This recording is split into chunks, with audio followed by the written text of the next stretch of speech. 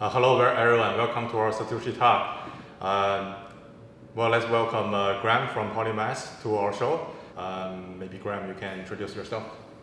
Yeah, I'm Graeme Moore. I'm the Vice President of Marketing at Polymath Network and happy to be on Satoshi Talk.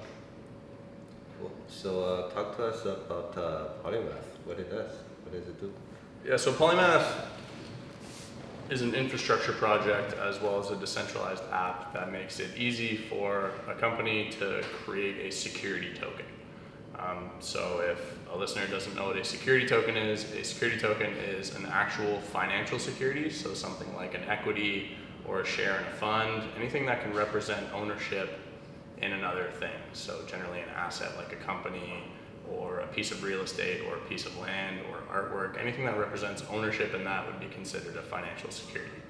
And what we're doing is we're making it easy for these companies to create these things, but as security tokens on a blockchain. So instead of having a piece of paper that says, oh, I have 1,000 shares in this company, we're proposing a world where instead you have 1,000 tokens. And these tokens function much better than these pieces of paper that work as shares. So we're essentially providing an upgrade to the existing financial system by digitizing it rather than having pieces of paper sitting in a filing cabinet somewhere.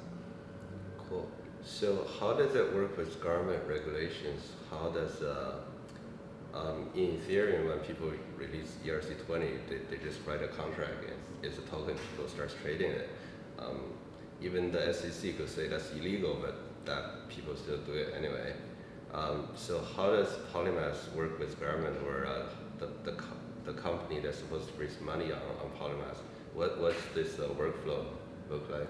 Yeah, so the way that you can still remain regulatory compliant in this world of tokens is you need to have transfer restrictions built into these tokens.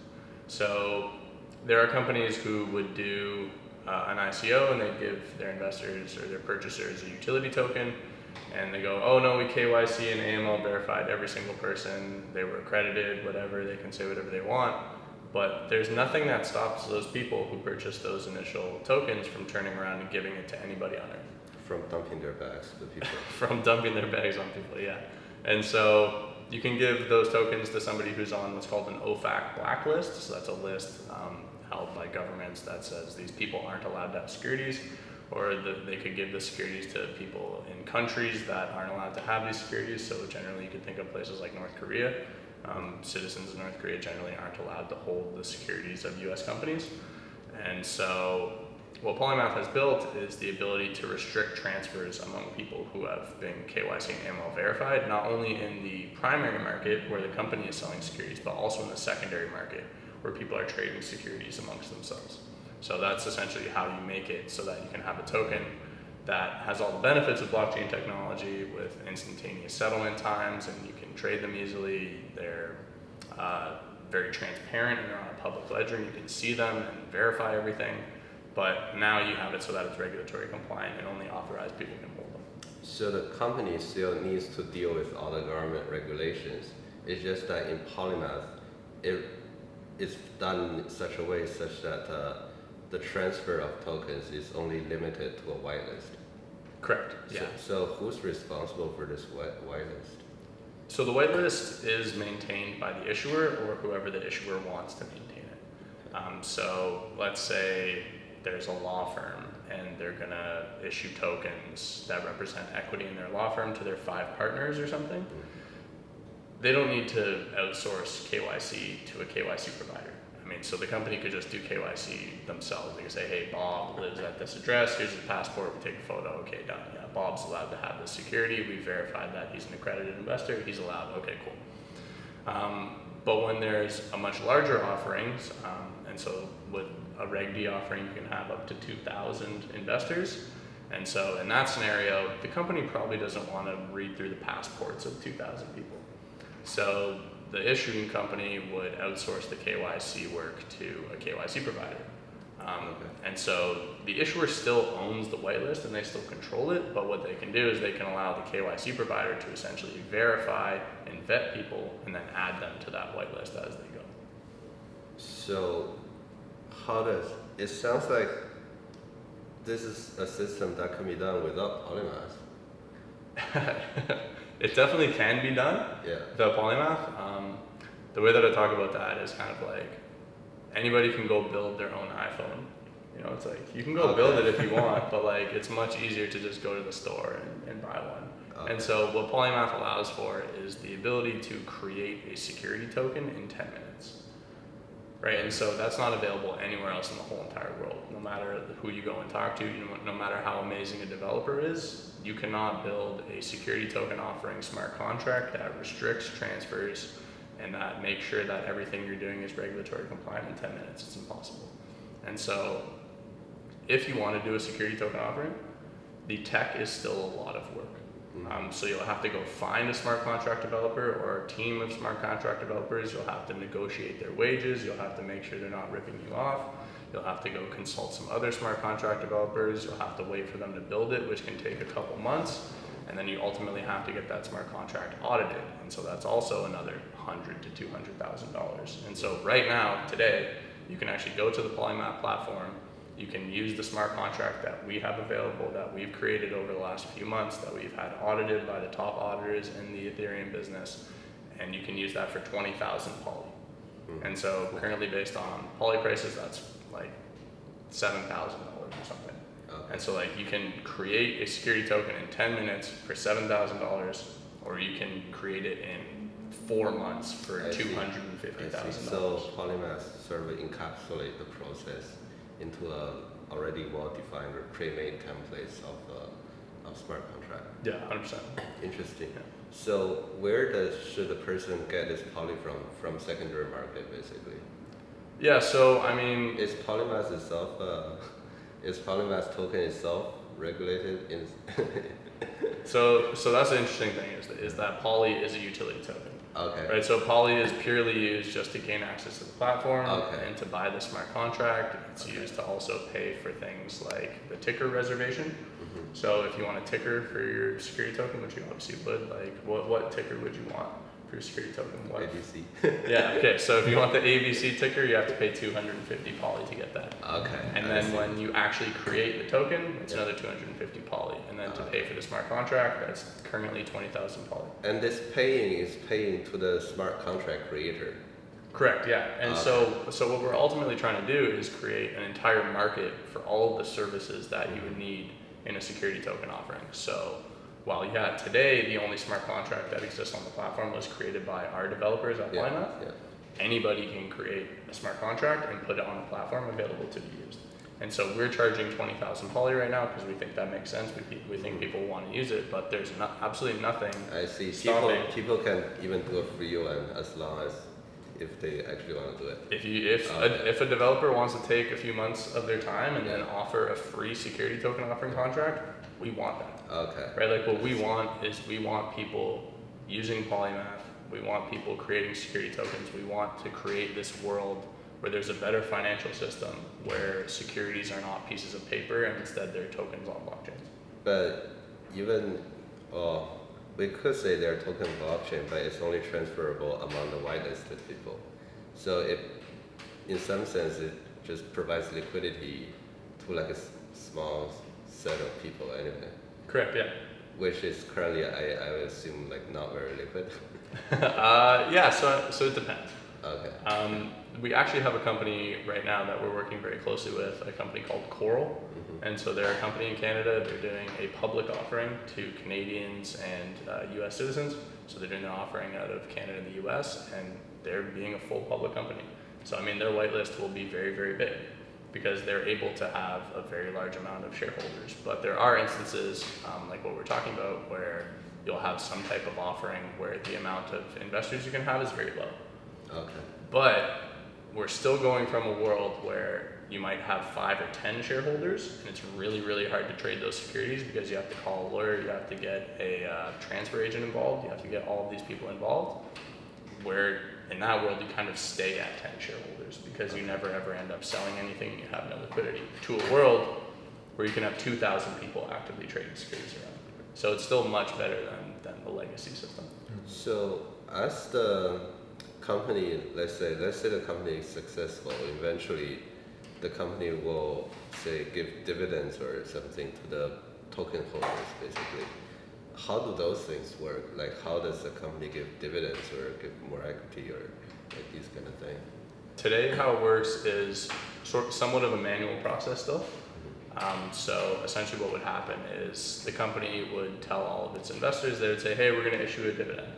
And then the investors simply just pretty much have to go to Etherscan, they go to the token contract, they go down to, they click the write contract tab, and then they put in their address, and they put in, I believe, the percentage of the total tokens they own, which is easily verifiable in Etherscan, and then the company essentially pushes the dividends to them. And today, we offer, if you use the Polymath contract, we offer the ability for the issuing company to send dividends in ETH, as well as any ERC20 token you want. Okay. So the company Technically, people can introduce some kind of stable coin on Ethereum, and then they could potentially get dividends in USD. Completely, yeah. Yeah. The other interesting thing is that the company could issue, they could have in their offering documents, we will pay a set amount of ETH dividends each year, or they could say we'll pay dividends based on the price of US dollars in ETH. Okay. So I mean, companies can now come up with interesting types of offerings where they provide investors more options. Mm-hmm. So whereas in the past it would only be a US dollar dividend from a company, well now you can actually have investors speculating on the price of ETH within a security, which like some companies might not want to do, but some companies might be like, hey, you know what, this will attract a different kind of investor, and investors will be more excited about trading our securities. Interesting. I thought these people will be accredited investors. So they will be, but I mean, accredited investors still like risk. Like accredited investors still like interesting ways to make money, and so just because they're accredited doesn't mean they don't like interesting, new, novel ways that they can experiment in the securities market. I have a question. So basically, the Polymath provide the equity solutions for the company, right? It's basically fundraising. So is there any debt issuance for the company currently? So we have not really begun to think about debt. Okay. Debt, I would say, is a more complicated instrument that you have to deal with, Yeah. but theoretically, any smart contract developer in the whole world, if they figure out how to create, like, I remember that when we were at AT&T, we created the initial bond offering.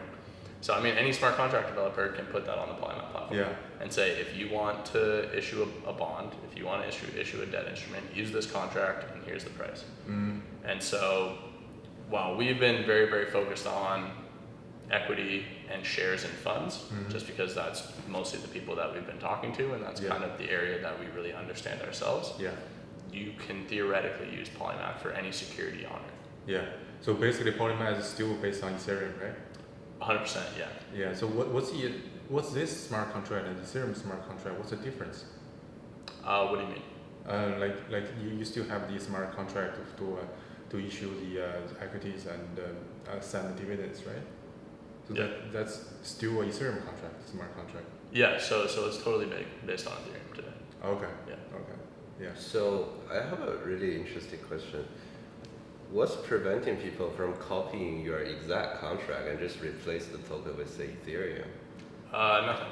Okay. Right, and so that's like the really interesting thing in the whole blockchain world where everything is open source. Is the question always comes up, well, what's preventing somebody from doing the exact same thing you're doing? And I would say there's nothing. Okay. So I actually saw a pretty interesting thing recently. Do you know Tezos?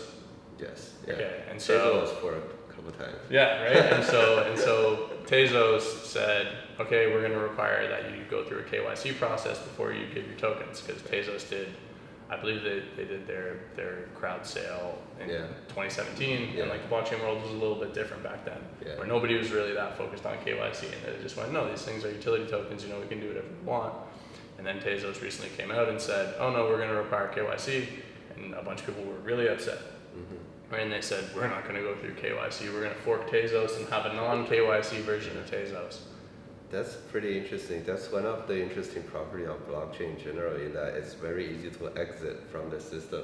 The people who disagree with whatever can just go separate ways and still make it work. Yeah, and so like a huge part of I would say, I guess, how you win in the blockchain world is by building a very great community and by giving an amazing service or product and actually caring about your users and making sure that they have a good experience. Because at any time, someone can come, take your whole entire GitHub repo and just host it somewhere else. Yeah. One question I have the utility token with Polymath, or just in general, is that when there's no token sinks, so in Bitcoin case where people sort of hodl, so people just don't sell, and in other cases where the token is free flowing from the service provider and the service purchaser, usually in those situations the token velocity is really fast. So then the token actually does not actually acquire this USD value, because as soon as you have some supply, some demand, the supply side will just sell it quickly into some other tokens or USD. So how does Polymath deal with it? Does Polymath have a token sink? So I would say that we're not all that focused on that right now. We're squarely focused on building this infrastructure that makes it easy for companies to create security tokens. Okay. The things like token sinks, the burning of tokens, all of those kinds of things, we're not really that focused on that. I suppose you guys have a huge runway that you guys can experiment with things. So we're actually, we're very comfortable in terms of the amount of capital we have to deal with over the next couple of years to build an exciting product. And so that's not really, I would say, the top of our mind right now. I see. Building a product and service that people really want to use, that really benefits them, that's job number one. Nothing else comes before that. And so all the other things are kind of secondary right now. Okay. But so currently, is Polymath a company? So, in a sense? So I mean, it's confusing, right? Because there's Polymath Inc., there's Polymath Studios Inc., and then there's this decentralized blockchain platform. Right. So there is a company called Polymath, that's who I work for.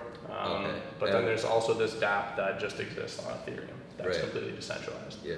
So it's kind of hard for me to answer that question, like also not being a developer and like talking about how the decentralized nature works from this. But yeah, there is a company called Polymath, but there's also this decentralized app that exists on Ethereum. So what's the business model for Polymath? Like, you cannot just sell your own token to maintain your runway. Yeah, so the business model is people paying for these services on our network.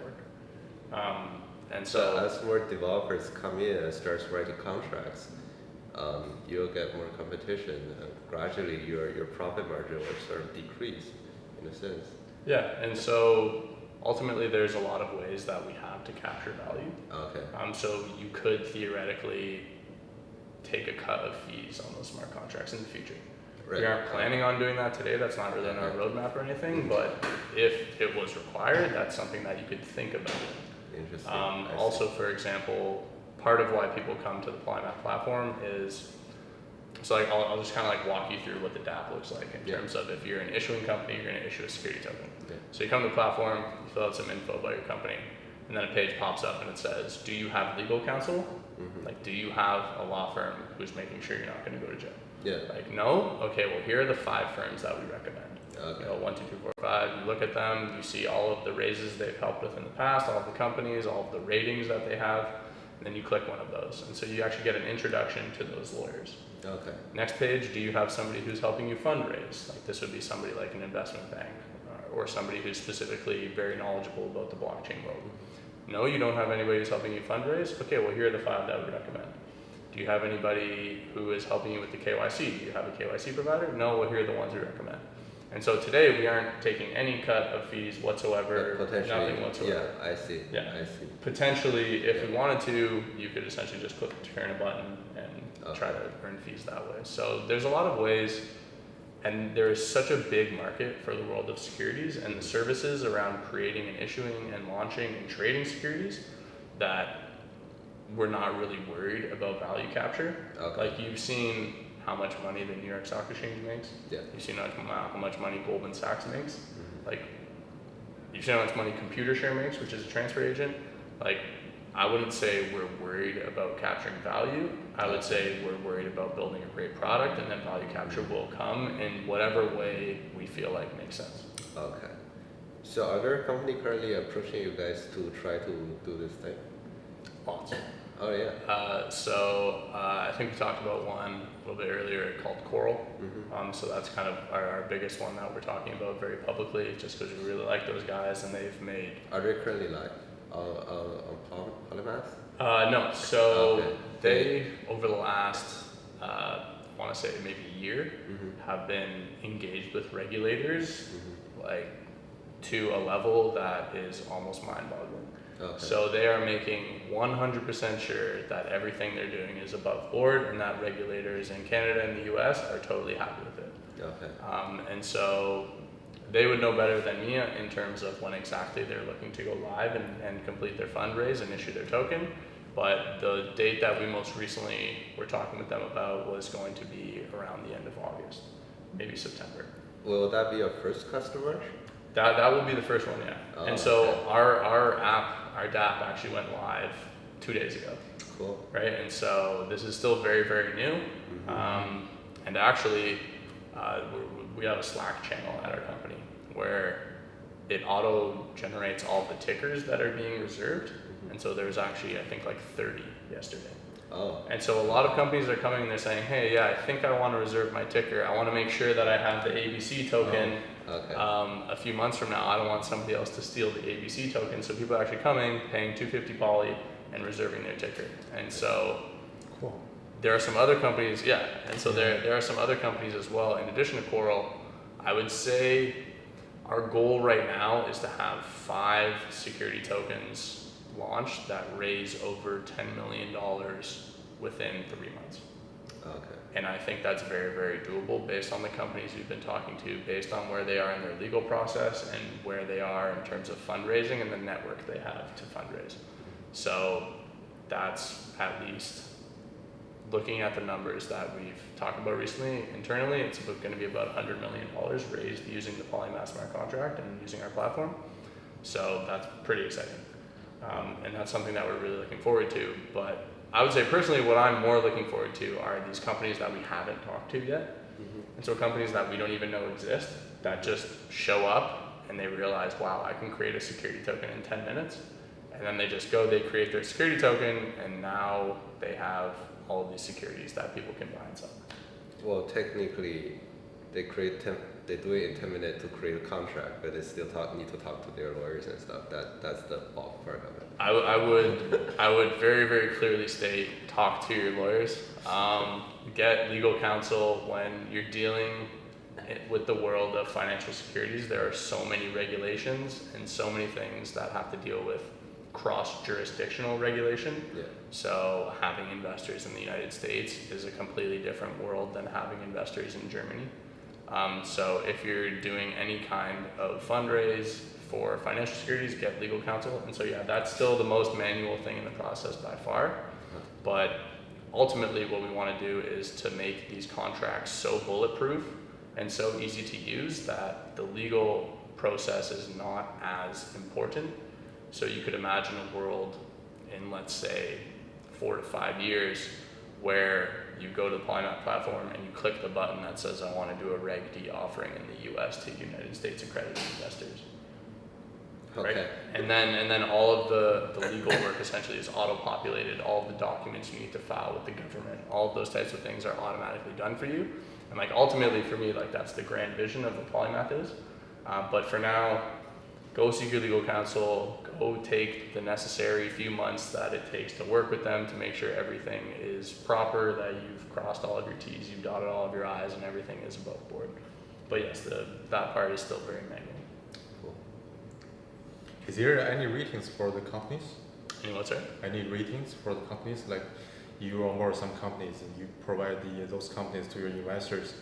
Is there some rating provided? Some like, are we gonna say like this company's good or this company's bad? Yeah.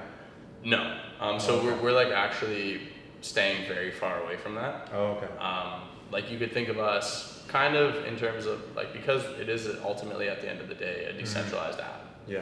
Right. So Ethereum doesn't tell you which ICOs are good or not. Yeah, that's true. Like, because Yeah. if Ethereum came out and Ethereum, the foundation or Mhm. whatever, said, hey, this ICO is good, Mhm. and it ended up not being very good, Mhm. right? Like, that's how you get sued. Okay. That's how you get legal action taken against you, is saying, hey, everyone, go do this, right? Mhm. But, so like, we're staying very, very far away from that process, and okay. what we're doing is just providing this technology where you can go Mhm. and create a security token. We're not Yeah. going to tell people to invest in you. Mhm.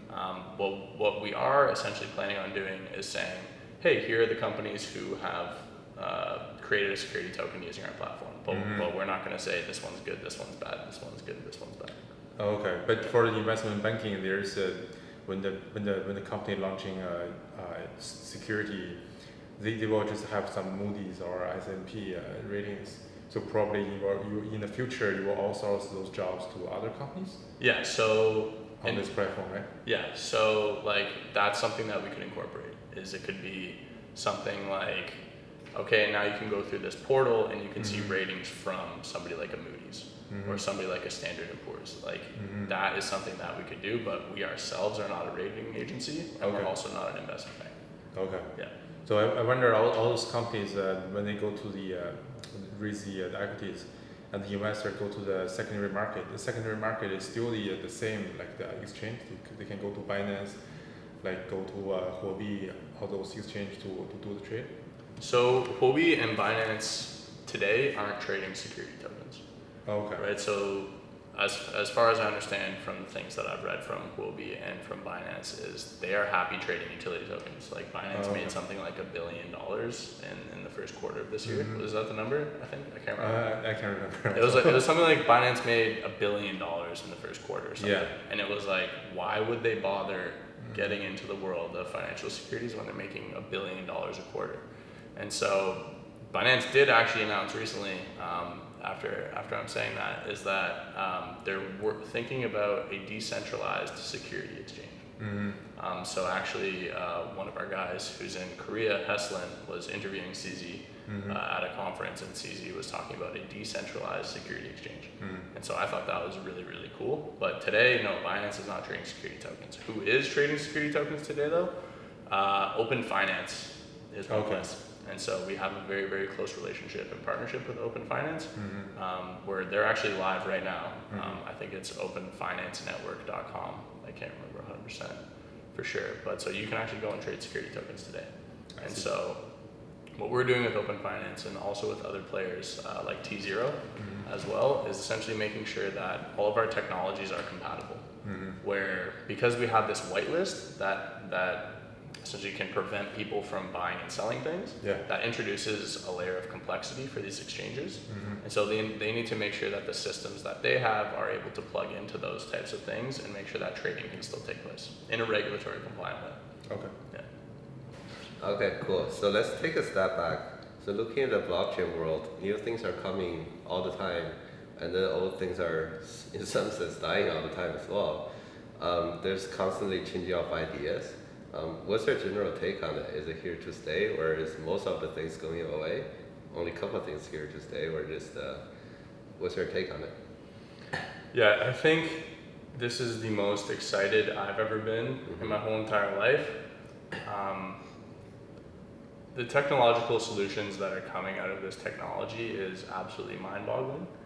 And I am very convinced, and I have been very convinced for a few years now, that this technology is 100% here to stay, and we haven't even begun to scratch the surface of what it's possible. And so the way I think about that is, like, I mean, the internet has been around since the 60s, but real mass consumer adoption didn't really come until, let's say, mid-90s, and even then Facebook wasn't around until 10 years after that.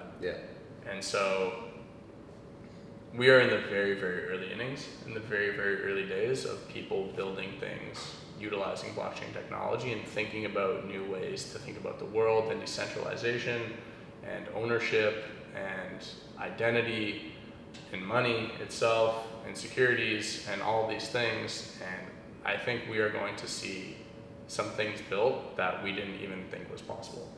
And something that I always think about is, if I came up to you in 1995 and I say, I'm gonna make a service where people can only write 140 characters. And that business will worth millions. Yeah, right. Like you're gonna tell me that I'm an idiot. You're gonna say well, like you're so stupid. What are you talking about? And so So it's 280 characters now, but 289, yeah, double. And so right, because things change all the time, and things are constantly evolving. And so I think we're gonna see so many things like that, where somebody comes up with a crazy idea that's only possible because of a distributed ledger that allows people to trust each other on the internet without ever knowing them. And I think we're still so far away from seeing what's really possible. And I'm just so excited that every single day I get to work in this industry and like play my little small tiny part in telling the world about Polymath and how amazing we're going to be and how amazing it's going to be when every security on earth is a blockchain token. cool. Let's end on that note. Cool. Yeah. Thanks, guys. Yeah. Well, Graeme, thanks for coming. We hope Polymath has a bright future. Thanks for coming again. Nice. Thanks Yeah, for having me, guys. enjoy the show. Yeah. Yeah. All right. All right. See you next time.